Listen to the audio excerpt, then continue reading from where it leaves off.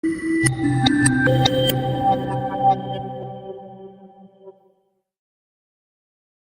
of the biggest challenges we have as Africans is that the perception of Africa around the world is completely convoluted. And the Africa that we live in and the Africa that we see is not the same Africa that the rest of the world sees.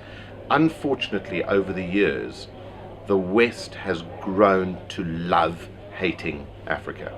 And the net result has been that Africa's got a very bad name and a very bad reputation. And we spend a lot of time dispelling those myths and convincing people that the risks in Africa are no bigger or less than the risks anywhere else in the world. So my Africa is definitely a lot different from the Africa that a lot of outsiders see.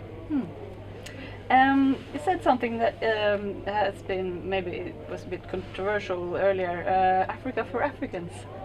I'm a great believer in the fact that Africa is for Africans. I'm a great believer in the fact that the future of Africa is going to depend on Africans themselves losing this perception that they are less than anybody else in the world. And this is one of the biggest changes that's happened in Africa in the last 5 or 10 years, is that Africans are starting to believe in themselves.